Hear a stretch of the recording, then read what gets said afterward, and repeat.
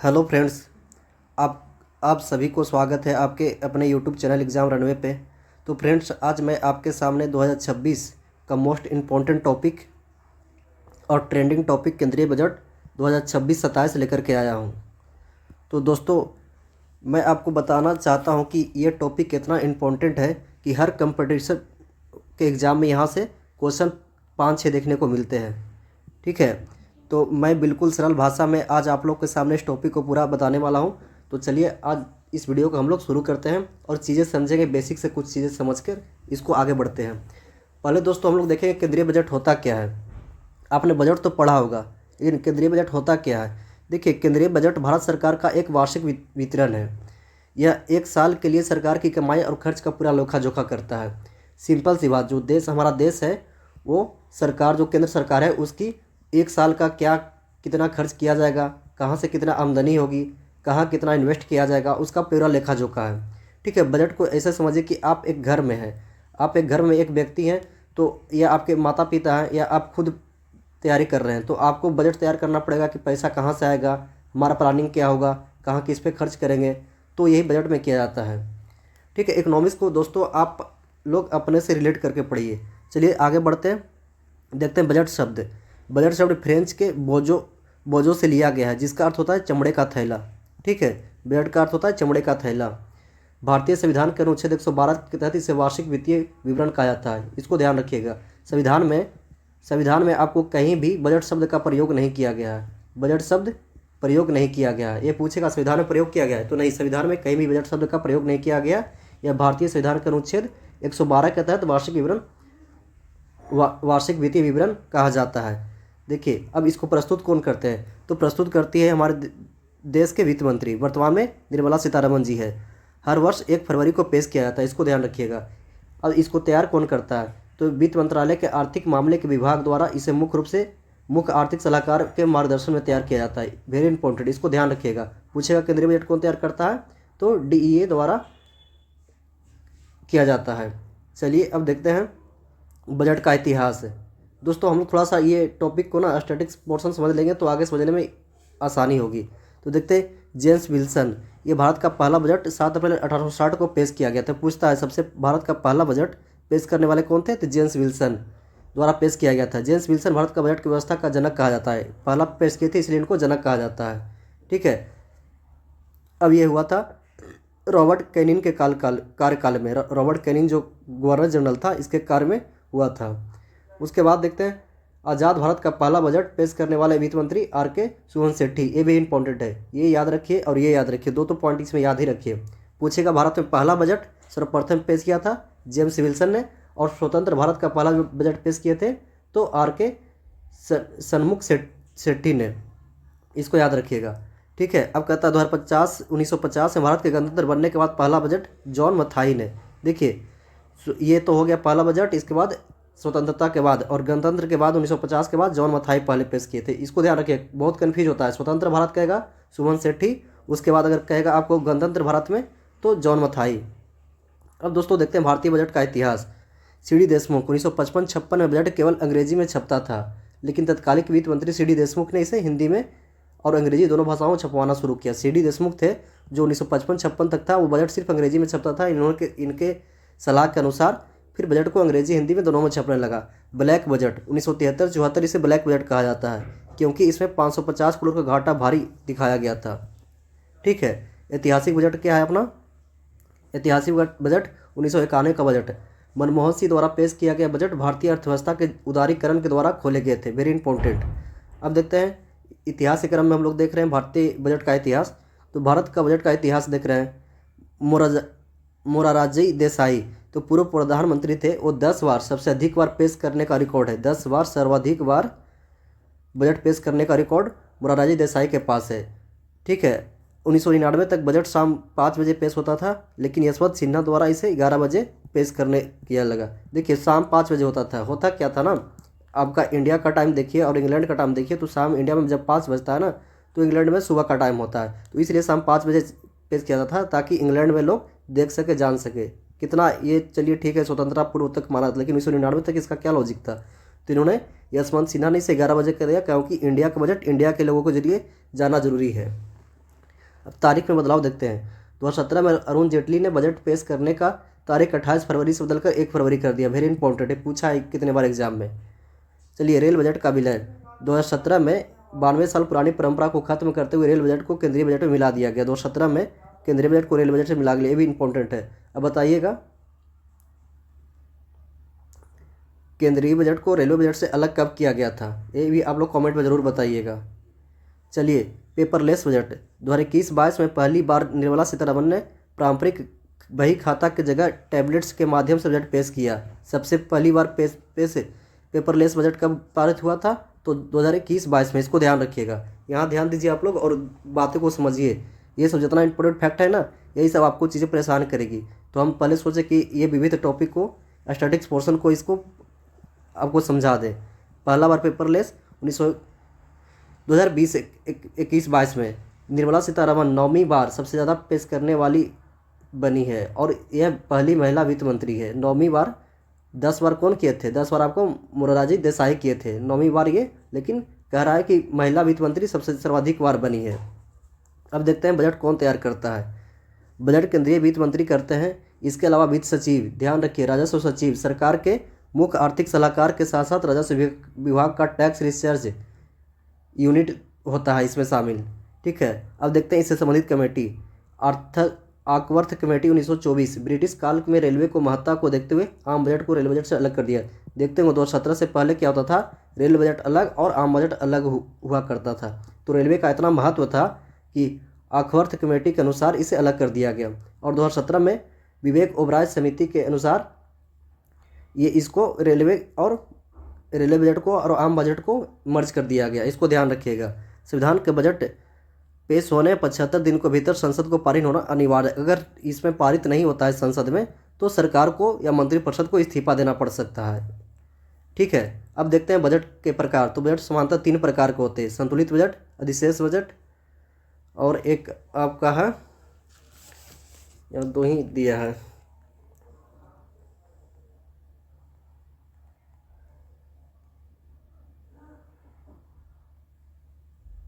देखिए, संतुलित बजट एक सरकारी बजट के रूप में संतुलित बजट कहा जाता है यदि किसी दिए गए वित्तीय वर्ष के अनुमानित सरकार का व्यय अपेक्षित सरकारी प्राप्तियों के बराबर हो, मतलब जितना आय हो उतना व्यय हो, तो संतुलित बजट कहा जाता है।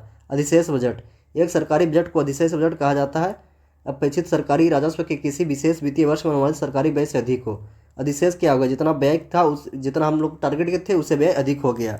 एक है घाटे का बजट, थर्ड में है घाटे का बजट। तो ये अनुमानित सरकारी व्यय किसी दिए गए वित्तीय वर्ष में अपेक्षित सरकारी राजस्व व्यय से अधिक हो, मतलब अगर जो हम लोग अपेक्षित व्यय से अधिक हो जाता है तो इसको घाटे का बजट कहते हैं। अब दोस्तों, सबसे इंपॉर्टेंट टॉपिक यहाँ से हम लोग स्टैटिक्स पोर्शन देख लिए, यहाँ से ध्यान दीजिएगा और उसको भी आप लोग PDF पढ़ लीजिएगा, लेकिन यहाँ से चीज़ें नोट करते चलिएगा। केंद्रीय बजट 2026-27, वित्त मंत्री निर्मला सीतारमण ने 1 फरवरी 2026 को संसद में अपना 9वां बजट पेश की। 10वां बजट सर्वाधिक कौन पेश किए थे, आप लोग कमेंट में जरूर कीजिएगा। भारत के इतिहास में यह पहली बार हुआ कि केंद्रीय बजट रविवार को पेश हुआ। वेरी इंपॉर्टेंट, पूछेगा ऐसा पहले कभी हुआ है? नहीं, ये पहली बार हुआ है कि आपको रविवार को पेश किया गया। निर्मला सीतारमण ने अपनी स्पीच की शुरुआत में देश की अर्थव्यवस्था में 7% ग्रोथ रेट का जिक्र किया। भारत का ग्रोथ रेट कितना है? 7%। यहाँ से डायरेक्ट पूछेगा। चलिए, 2026-27 में कर्तव्य भवन में तैयार किया गया पहला बजट था। केंद्रीय बजट 2026-27 का कुल आकार आपको हो जाएगा 53,47,315 करोड़। वेरी इंपॉर्टेंट, ये आपको रट लेना है। 53,47,315, इसको ऐसे याद रखिए, 53,47,315, 53 और फिर आगे -6 तो 47 हो गया। ठीक है, फिर 315 ऐसे याद रखिए। तो 53, 37, 47 और 315। अब आगे देखते हैं। वित्त मंत्री ने 10,000 करोड़ रुपये के कंटेनर निर्माण योजना की घोषणा की। 10,000 करोड़ कंटेनर निर्माण की घोषणा की है। ठीक है, चीन पर कंटेनर के निरंतरता चीन पर कंटेनर को निर्माण योजना ये किया है। चीन पर कंटेनर को निरंतरता को कमी और निर्भरता को मद्देनजर सीतारमण ने 10,000 करोड़ के कंटेनर निर्माण की घोषणा की। क्या है ना, हमारे कंटेनर निर्माण है, हमारी चीन पर निरंतरता की कमी, उस पर कमी दिख रहा है, निर्भरता ज़्यादा उस पर था, तो इसी को लेकर 10,000 करोड़ कंटेनर निर्माण की घोषणा की है। आगे देखते हैं। आगे कह रहा है विद्युत वित्त निगम और ग्रामीण विद्युतकरण के निर्माण का निगम का पुनर्गठन। विद्युत वित्त निगम और ग्रामीण विद्युतकरण निर्माण निगम का गठन किया गया। यह एफएफसी और आईआरसी का पुनर्गठन सार्वजनिक क्षेत्र के लिए गैर सरकारी वित्तीय कंपनियों के व्यापक विस्तार और दक्षता लाने के उद्देश्य से प्रस्तावित किया। इसको किया गया, दोनों को मर्ज कर दिया गया। ठीक है, दोनों को पुनर्गठन किया गया। क्यों? इसका व्यापक विस्तार और क्षमता विस्तार के लिए। ठीक है, आगे देखते हैं। देखिए, आपको पूरा याद नहीं रखेगा, ये दे देगा सीधे पॉइंट स्टेटमेंट में दे देगा क्या बजट में प्रावधान किया गया, तो ये सीधे याद लान रखिए। वित्त मंत्री सीतारमण ने इस पुनर्गठन को इस दिशा में पहला कदम बताया। चलिए अब आगे देखते हैं। 3 कर्तव्य, इसको ध्यान रखना है। सीतारमण ने 3 कर्तव्य पर प्रकाश डाले। आर्थिक विकास को गति देना। 3 कर्तव्य क्या? आर्थिक विकास को गति देना, दूसरा है लोगों के सशक्त बनाना, और तीसरा संसाधनों तक पहुंच को सुनिश्चित करना। ठीक है, तो तीनों कर्तव्य को आप लोग को ध्यान रखना है, ये वेरी इंपॉर्टेंट है। तो चलिए पहला कर्तव्य देखते हैं हम लोग। आर्थिक विकास को गति देना, उत्पादकता और प्रतिस्पर्धात्मक को बढ़ावा देकर, साथ ही अस्थिर वैश्विक परिस्थितियों में लचीलापन विकसित करके निरंतर आर्थिक विकास को सुनिश्चित करना। कह उत्पादकता को बढ़ावा देना और प्रतिस्पर्धात्मक को बढ़ावा देना, प्रतिस्पर्धा को बढ़ावा देना, साथ ही अस्थिर वैश्विक क्षेत्र में कितना अस्थिर चल रहा है। चाहे हम यूएस के साथ टैरिफ वार देख रहे हैं, रूस यूक्रेन के लगातार युद्ध देख रहे हैं, इसके बाद भी ऐसे निरंतर आर्थिक विकास को सुनिश्चित करना जो भारत के हित में हो। ठीक है, आगे देखते हैं। लोगों को सशक्त बनाना, लोगों को आकांक्षाओं को पूरा करना और उनकी क्षमता का निर्माण करना।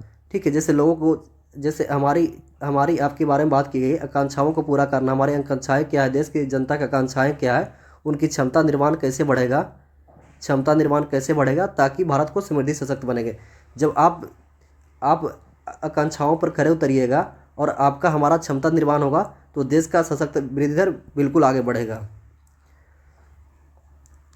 चलिए आगे देखते हैं। संसाधनों तक पहुंच सुनिश्चित करना, यह सुनिश्चित करना कि प्रत्येक परिवार, समुदाय और क्षेत्र वर्ग के संसाधनों के अवसरों को समान पहुंच करे। ये कह रहा है संसाधनों का पहुंच सुनिश्चित करना, हर क्षेत्र, हर परिवार तक या दूर दराज हो, सभी वर्गों तक समान अवसर पहुंचे। ठीक है, अब आगे देखते हैं हम लोग। भारत के बाहर रहने वाले व्यक्तियों को कुल निवेश सीमा बढ़ाकर 24% कर दी गई। ठीक है, कुल निवेश सीमा प्रवासी भारतीयों के और पोर्टफोलियो इन्वेस्ट स्कीम के तहत कुल निवेश सीमा 10% से बढ़ाकर 24% प्रस्तावित। पहले 10% निवेश कर सकते थे, अब कितना कर दिया गया? 24%। डायरेक्ट ये ऐलान पूछेगा, भारत से बाहर रहने वाले व्यक्तियों की सीमा बढ़ाकर कितना कर दिया गया? 24%। इसको ध्यान रखिए। व्यक्तिगत निवेश, अब प्रत्येक व्यक्ति 5% के बजाय 10% तक निवेश कर सकता है। इसको ध्यान रखिए। अब देखते हैं। राज्यों को 1.4 लाख करोड़ रुपए के आवंटन, इसको ध्यान रखिए। बोलेगा केंद्रीय बजट में राज्यों को कितना आवंटन किया गया, तो 1.4 लाख करोड़। वित्त मंत्री निर्मला सीतारमण ने 16वें वित्त आयोग की सिफारिश के अनुसार राज्यों को 2026-27 के लिए वित्त अनुदान के रूप में 1.4 लाख करोड़ नहीं लाख है, आवंटित करने की घोषणा की। कुछ चीज़ें दोस्तों बोलने में हो जाती है तो उसको आप लोग ज़्यादा ये ना लें, मैं रिपीट ऐसे कर देता हूँ। चलिए, इसको वेरी इंपॉर्टेंट है, इसको ध्यान रखिएगा और इसको याद रखिएगा आप लोग। ठीक है, अब देखते हैं केंद्रीय बजट 2026 सहित के महत्वपूर्ण तथ्य हम लोग देख रहे हैं। क्लाउड सेवाएं को प्रदान करने वाली किसी भी विदेशी कंपनियों को 2047 तक कर छूट है। मतलब जो क्लाउड सेवाएं प्रदान कर रही है विदेशी कंपनियों, उसे 2047 तक कर छूट दिया गया है। डेटा केंद्रों में निवेश को बढ़ावा देने के लिए सरकार ने भारत में स्थित डेटा केंद्रों के वैश्विक स्तर पर ग्राहकों को क्लाउड सेवाओं प्रदान करने वाली किसी भी कंपनी को 2047 तक छूट दिया गया है। Very important. पूछेगा क्या क्लाउड सेवाओं वाला के लिए कब तक छूट दिया है? ऑप्शन दे देगा 2035, 2036, तो 2047 तक। याद रखिए 2047 तक हम लोग क्या लक्ष्य रखे हैं? विकसित भारत @विकसित भारत, तो 2047 तक इसको छूट दिया गया है। अब देखते हैं आगे कह रहा, फ्यूचर्स और ऑप्शन पर प्रतिभूति लेनदेन पर STT को बढ़ोतरी की जाएगी। वित्त मंत्री सीतारमण ने वायदा शेयर को प्रतिभूति लेनदेन कर को मौजूदा 0.2 से बढ़ाकर 0.5 करने की घोषणा की है। यह विकल्प STT को 0.1 से बढ़ाकर 0.5 कर दिया गया। इसको ध्यान नहीं रखना, ये सीधे याद रखिए। फॉर्च्यूनर ऑप्शन के लिए बढ़ोतरी कर दी गई, इतना डिटेल में नहीं जाकर पूछेगा, वैसे आप लोग पढ़ लीजिएगा इसको। बाकी वायदा बाजार क्या होता है वो आप लोग को आगे मैं इकोनॉमिक्स के टॉपिक में अच्छे से पढ़ाऊँगा। सभी प्रकार के शेयर धारकों के लिए बायो बैंक और पूंजीगत लाभ के रूप में कर लगाने का प्रस्ताव। कह रहा वित्त मंत्री ने बजट 2026 में शेयर बायो बैंक के नियमों को बड़ा बदलाव प्रस्तावित किया है, जिसके तहत बायो बैंक से होने वाले आय को अब शेयरधारकों की पूंजीगत लाभ माना जाएगा, न कि लाभांश। पहले इसके अंतर्गत लाभांश माना जाता था, लेकिन अब क्या माना जाएगा? अब ये माना जाएगा पूंजीगत लाभ। ध्यान रखिए, ये स्टेटमेंट वाले क्वेश्चन में दे सकता है। स्टेटमेंट 2 3 4 अगर ये पीसीएस के लिए पीसीएस में दे सकता है, वनडे एग्जाम में तो खैर नहीं देगा, लेकिन पीसीएस एग्जाम में आपको स्टेटमेंट में दे सकता है। ये दे देगा पूंजीगत की जगह पर ये दे देगा लाभांश कर दिएगा, तो नहीं, लाभांश को हटा दिया गया, पूंजीगत लाभ माना गया है। चलिए आगे देखते हैं। 1 अप्रैल 2026 को सभी 26 को प्रभावी होगी। यह एक कब से प्रभावी होगी? ये डेट याद रखिए, वेरी इंपॉर्टेंट। ये 1 अप्रैल 2026 से प्रभावी होगी। कर लाभ के दुरुपयोग को रोकने के लिए प्रोमोटरों को 22% और 30% गैर कॉरपोरेट को अतिरिक्त बायो बैंक लगाया जाएगा, वेरी इंपॉर्टेंट। चलिए आगे हम लोग देखते हैं। केंद्रीय बजट 2026-27 में वित्त मंत्री निर्मला सीतारमण ने व्यक्तिगत उपयोग के लिए आयातित सभी शुल्क योग्य वस्तुओं को सीमा शुल्क दर को 20% से बढ़ाकर 10% किया है, वेरी इंपॉर्टेंट। कह रहा व्यक्तिगत उपयोग के लिए सभी आयातित सभी शुल्कों को शुल्क योग्य वस्तुओं पर सीमा शुल्क 20% से बढ़ाकर 10% कर दिया, मतलब आधा कर दिया गया। इसको ऐसे ध्यान रखिए, आधा कर दिया। उस स्टेटमेंट में ये भी दे सकता है। चलिए, ईज ऑफ लिविंग जीवन को सुगम बनाने के लिए और सीमा शुल्क संरचना के युक्ति संगत बनाने के उद्देश्य से एक कदम उठाया गया है। ये सब मेंस में आप लोग उपयोग कर सकते हैं। जो मेंस दे रहे हैं ना, पीसीएस का, यूपी पीसीएस का, बीपीएससी का, या किसी का मेंस, ये मेंस पर टॉपिक उठा सकते हैं, यहाँ से मेंस में मेंशन कर सकते हैं। अब आगे देखते हैं हम लोग 2026-27 से महत्वपूर्ण आंकड़े देख रहे हैं। रेयर अर्थ एलिमेंट्स को लेकर बड़ा ऐलान। रेयर अर्थ वो होता है जो कम मात्रा में मिलती है, हमारे लिए सबसे उपयोगी होता है। ठीक, 2026-27 में वित्त मंत्री निर्मला सीतारमण ने उड़ीसा, केरल, आंध्रा और तमिलनाडु विशेष, तो ये राज्य याद रखिएगा, विशेष दुर्लभ पृथ्वी गलियारों की स्थापना का प्रस्ताव दिया, वेरी इंपॉर्टेंट।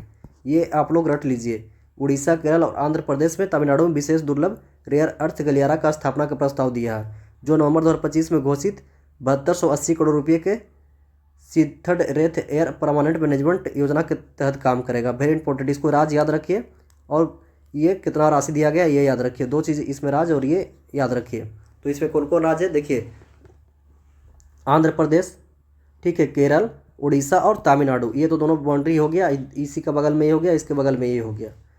चलिए अब आगे देखते हैं।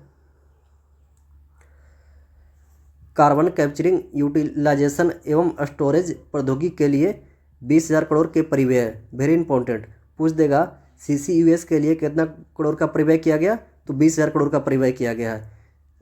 आगे कह रहा है वित्त मंत्री निर्मला सीतारमण ने अपने बजट भाषण में कार्बन कैप्चर यूटिलाइजेशन के लिए स्टोरेज के लिए प्रौद्योगिकी में अगले 5 सालों में 20,000 करोड़ के निवेश किया जाएगा। देखिए, कार्बन कैप्चर के बारे में आप लोग पढ़े होंगे इन्वायरमेंट में, तो इसके लिए कह रहा है कार्बन कैप्चर के बारे में, इसको स्टोरेज के लिए 20,000 करोड़ रुपये का प्रावधान किया गया है, निवेश का प्रस्ताव किया गया है। इसका मुख्य उद्देश्य उन उद्योगों में उत्सर्जन कम करना जहां प्रदूषण घटना मुश्किल है, जैसे बिजली, स्टील, सीमेंट, रिफाइनरी और रसायन।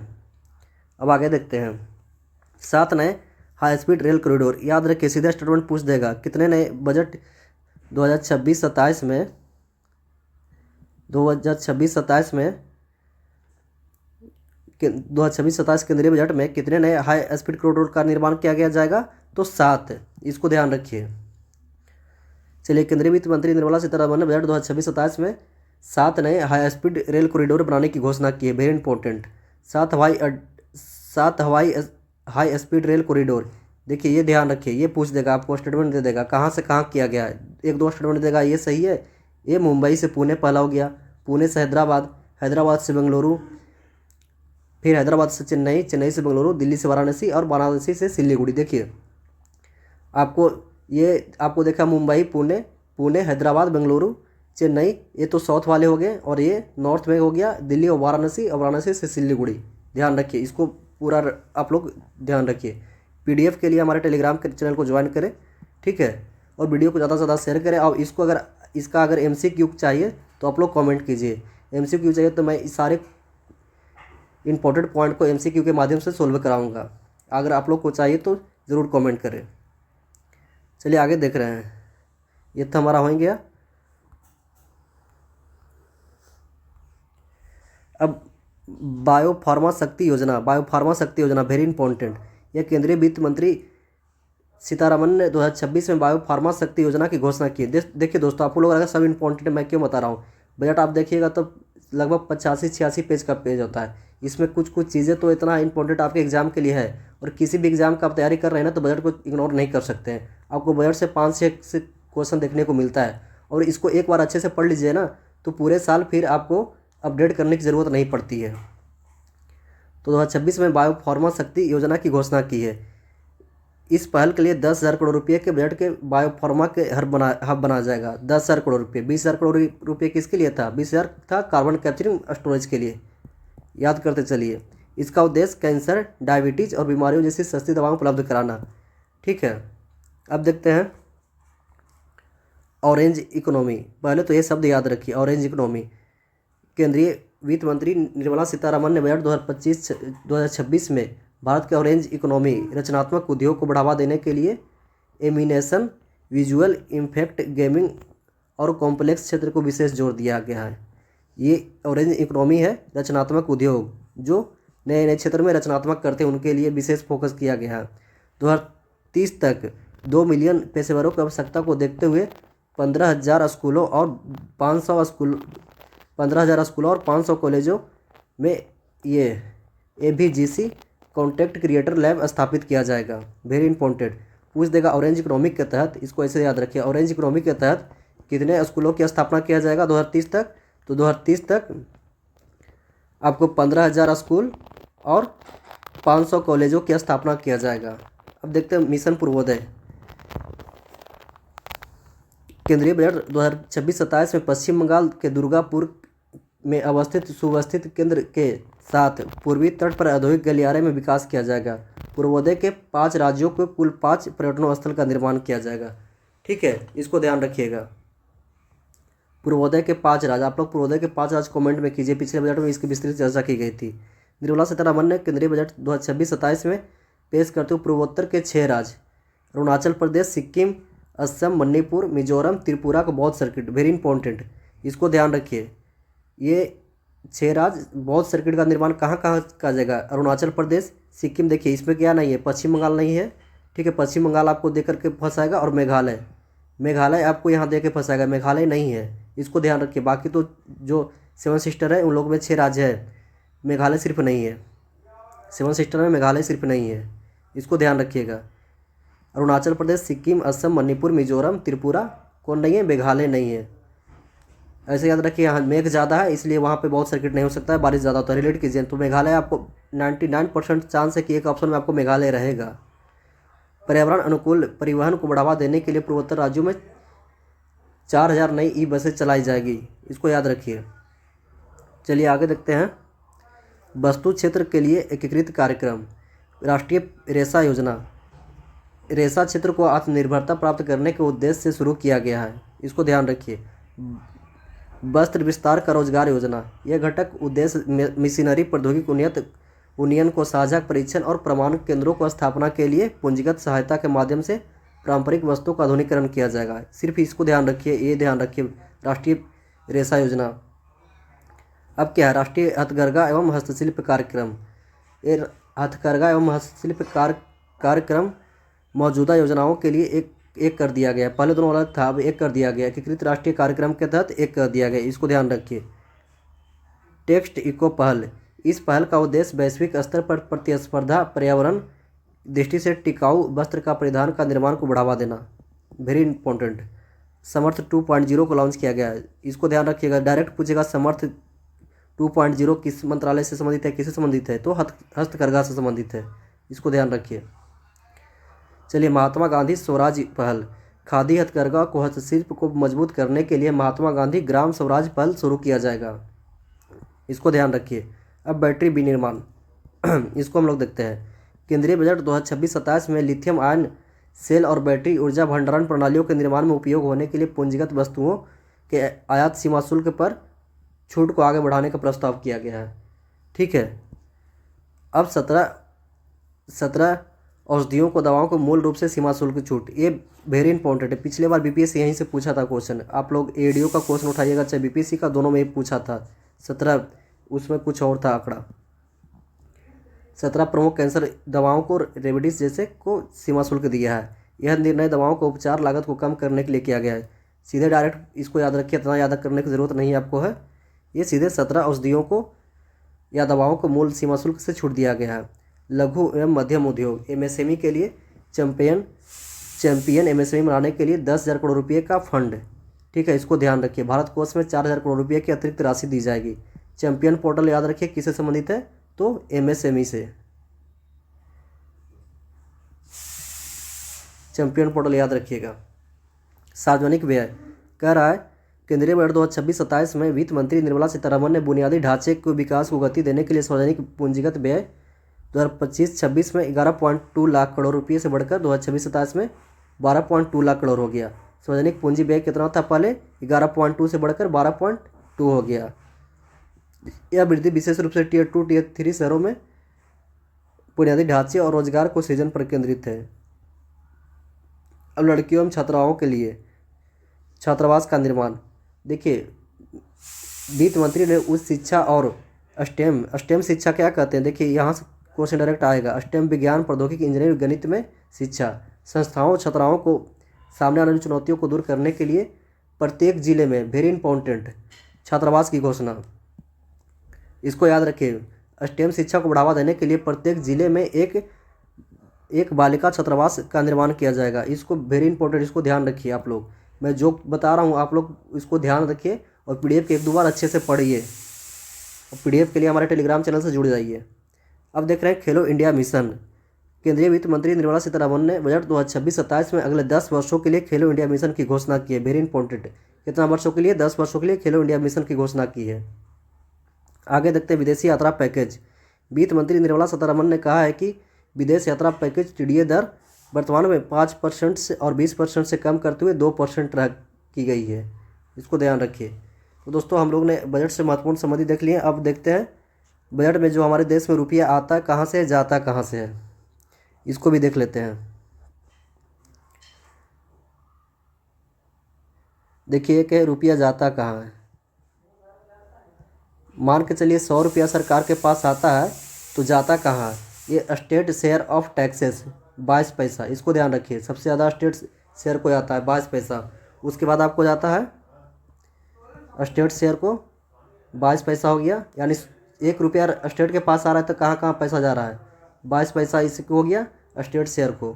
आपको हो गया फाइनेंस कमीशन और अदर ट्रांसमिशन 7 पैसा। Security opportunity security central spawns scheme केंद्रीय क्षेत्र की योजनाओं के लिए 8%, 8 पैसा। इसको ध्यान रखिएगा। ठीक है, डिफेंस 11 पैसा डिफेंस में जाता है। मेजर सर्विसेज 6 पैसा जाता है। सेंट्रल सेक्टर क्या स्कीम, देखिए ये क्या था, सेंटर स्पॉन्सर्ड स्कीम, इसके लिए जाता है 8 पैसा, ध्यान रखिएगा। और सेंट्रल सेक्टर स्कीम इसको में जाता है 17 पैसा। सिविल पेंशन 2 पैसा। अदर ये सबसे ज़्यादा ये याद रखिए 22 पैसा, आपको 17 पैसा, 2-3 को तो क्रम याद रखना है, और ये 8 पैसा, तीनों को याद रखिए। और डिफेंस में 11 पैसा, ये 4 आप लोग याद रखिए, आपको काम हो जाएगा। फर्स्ट ये हो गया, सेकेंड हो गया, और थर्ड पे हो गया, ये फोर्थ पे हो गया। ये पैसा जाता कहाँ है वो है, इसको याद रखिए। अब देखते हैं पैसा आता कहाँ से, तो जाने को देख लिए, लेकिन पैसा आता कहाँ है। जैसे कि 100 रुपया 100 रुपया आता है तो आता कहाँ, कॉर्पोरेट टैक्स से 18 पैसा, वेरी इंपॉर्टेंट। ठीक है, बोरोइंग अंडर लायबिलिटी जो कर्ज से लेते हैं उससे हम लोग का आता है 24 पैसा। इनकम टैक्स से आता है 21 पैसा। ठीक है, और जीएसटी अदर से आता है 15 पैसा। नॉन टैक्स रेवेन्यू से आता है 10 पैसा। इसको ध्यान रखिए दोस्तों। देखिए इसको मैंने ये थोड़ा सा ये हो गया, बाकी मैं चीज़ें कुछ एमसीक्यू में अच्छे से आपको प्रैक्टिस करवा दूंगा। ये देखिए कह रहा प्रमुख क्षेत्रों में मदों में व्यय किस क्षेत्र में कितना, खर्च किया गया है, इसको ध्यान रखिए। सबसे ज़्यादा खर्च किया गया आपका परिवहन में, ये परिवहन है, परिवहन में खर्च किया गया 5,98,520। ये सब राशि करोड़ में है, करोड़ में है। परिवहन में इतना हो गया। फिर उसके बाद रक्षा में है, रक्षा में क्या है 5,94,585, मतलब इससे लगभग 4 करोड़ कम। उसके बाद आपका है ग्रामीण विकास में है, ग्रामीण विकास, ग्रामीण विकास में क्या है 2,73,108 करोड़। उसके बाद आपका है कृषि संबंध गतिविधियाँ, ये आपका शिक्षा, इसको ध्यान रखिएगा। शिक्षा पर कितना किया गया है 1,39,238 करोड़। देखिए या तो कभी क्रम में पूछ देगा सबसे ज़्यादा किस पे किया गया है, या डायरेक्टली पूछ देगा इस पे कितना व्यय किया गया है। तो एक बार इसको आप देख लीजिएगा, बाकी पीडीएफ में इसको पूरा पढ़ लीजिएगा आप लोग। देखिए बजट में क्या सस्ता हुआ है, कैंसर की दवा सस्ता हुई है। क्या था 17 कैंसर दवाओं को कर से छूट दिया गया। ईवी बैटरी पर विशेष जूता, माइक्रोवेव, शुगर दवाएँ, बायोमेट्रिक सीएनजी, कपड़े, विदेश यात्रा। महंगा क्या हो गया, शराब, खनिज, स्क्रैप्स, ऑप्शन ट्रेंडिंग, सिगरेट, तंबाकू, पान, ये सब महंगा हुआ है। तो देख लीजिए वही चीज़ है, एक बार रिव्यू आप लोग कर लीजिए। लगभग विकास दर 7% था, ठीक है, करवाए लोग करते लोग, यही इसका ये है। चलिए दोस्तों, तो हम लोग ने बजट से संबंधित बेसिक टॉपिक्स को, पहले हम लोग ने स्टैटिक्स पोर्शन को देखा, उसके संबंधित बेसिस के बजट को महत्वपूर्ण इम्पोर्टेंट जो हमारे लिए फैक्ट तो उसको हमने समझा और चीज़ों को अच्छे से कवर किया। तो दोस्तों आप लोग इतना अच्छे से कर लेते हैं तो आपको बजट से संबंधित किसी वीडियो को देखने की ज़रूरत नहीं पड़ेगा। इससे संबंधित आगे मैं MCQ लेके आऊँगा, उससे आपको और अच्छे से याद हो जाएगा। तो दोस्तों इस वीडियो को ज़्यादा से ज़्यादा शेयर करें।